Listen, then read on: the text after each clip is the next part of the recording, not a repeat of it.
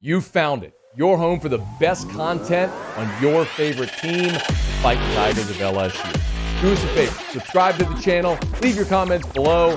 Be sure to smash that like button.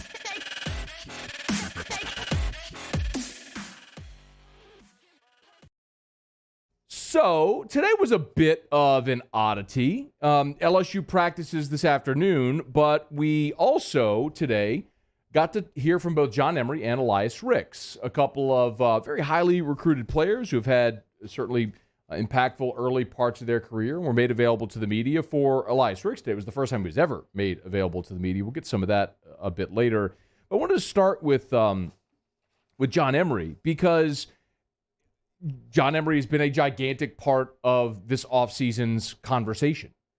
You've heard me say it a million times by now. You're probably sick of hearing me say it by now, but if you're going to be 2019, you have to find Clyde, and I think John Emery is the guy who most, from a talent, a skill set standpoint, most resembles what Clyde brought into the offense. That's provided John can develop as a receiver. But it was interesting hearing John Emery talk, and he did talk today about how he is more focused coming into this year in year 3 at LSU. It's not too much pressure. I just feel like, this is my upcoming 3rd year, and I just feel like I have to hold up to a certain standard. I've been more focused throughout my upcoming in my 3rd year, other than my last 2 years. So, I've grown. I feel like, this team that we have this year is about to be very successful. So I actually see a very clear path to that. I went and looked and dug a little deeper here because sometimes, follow me here and let me know if you agree, but sometimes I think players can kind of be the victim of expectations based on recruiting rankings. Here's what I mean. So Russell Shepard is probably the biggest example of this. Russell Shepard was the number 3 overall player in the country when he signed with LSU. That was in the 247 composite. Like at any position, ranking all the players in the country, he was number 3 overall.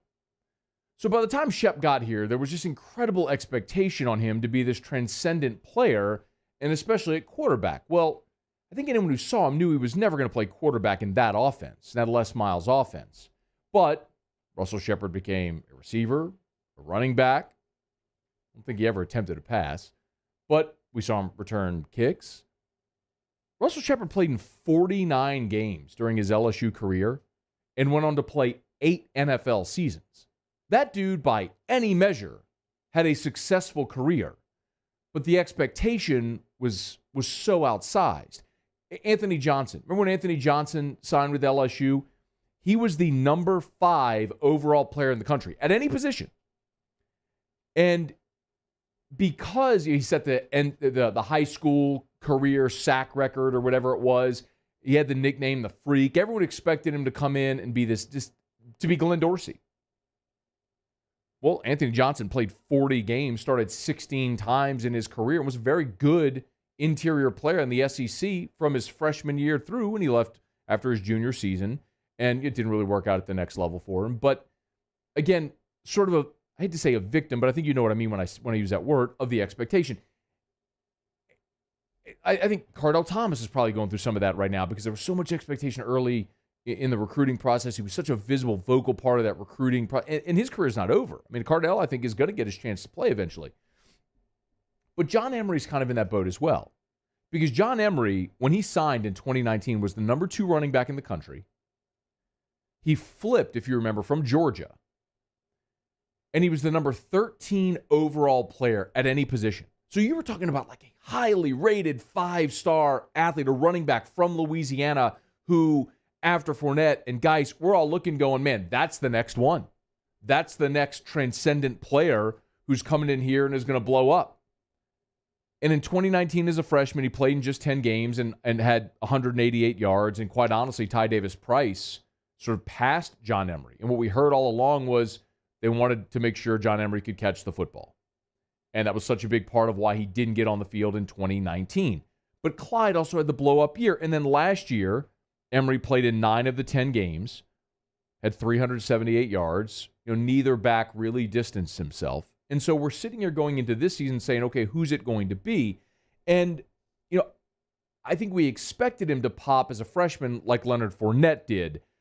But Clyde was there in 2019. And Clyde took advantage of his third year and blew up. And maybe the same thing could happen this year for John Emery if he's able to blow out. Just by comparison. And I'm going to throw this out to you, but you don't need to memorize these numbers or statistics. Just process it as I say it. Clyde, as a freshman, had 31 rushing yards. As a sophomore, 658. That was backing up Nick Brissett. And then as a junior, he exploded. Had the 1,400 yards. Obviously played in 15 games, but was all SEC first-round draft pick. Nick Brissett, as a freshman, played in 7 games. As a sophomore, played in 6. As a junior, played in 5. He was going the other way. And then his senior year, Fournette, Geis, off to the NFL. It was finally his chance. And he had 1,000 yards, 1,039 rush yards. Just look at Darius Geis. As a freshman, we knew he was going to be special. He was just backing up Leonard. But when he got his opportunity, almost 1,400 yards in his sophomore season. And then his junior year, he had just under 1,300 yards. The key is attempts. You got to get the rushing attempts. John Emery, for his career, is averaging over 5 yards a carry. Or right at 5 yards a carry. If he gets, for example, what happened in 2018, where you had Nick Brissett and Clyde Edwards-Helaire. Just play this with me.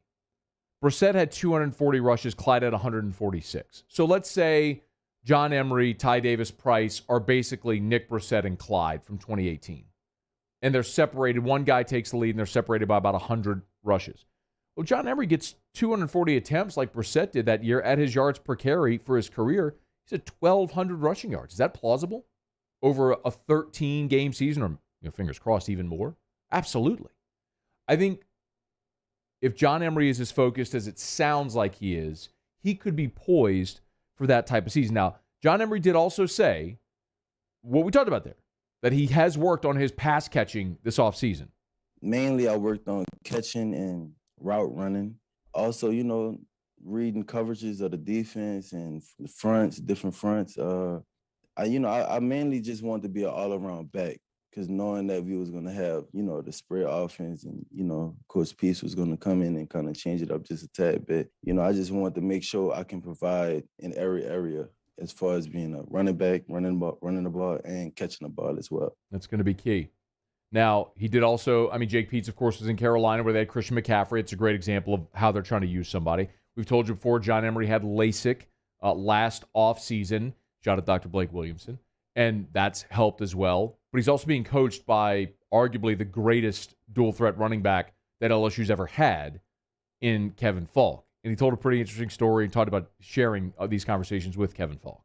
Coach Falk, he's been in the game. He was in the game for a long time. He's always giving great advice, as far as pass protection and, running routes. He did that. He was that type of back. He was an all-around back as well. And he understands it. That's the advantage of having a coach that actually played football, that has actually has the feel of things. I feel like just from my past 2 years, my pass protection has gotten way better than the last 2 years. And, as far as my route running, and also just not Kevin Falk, Coach Falk helping me out as far as with routes, but, the wide receiver coach as far as Coach Carter and, Mickey Joseph, they helping me out as well, But, Kevin Falk, when he played with Tom Brady, he was mainly running routes too, and catching the ball in the backfield. And, just with every little thing that I do, he helps out.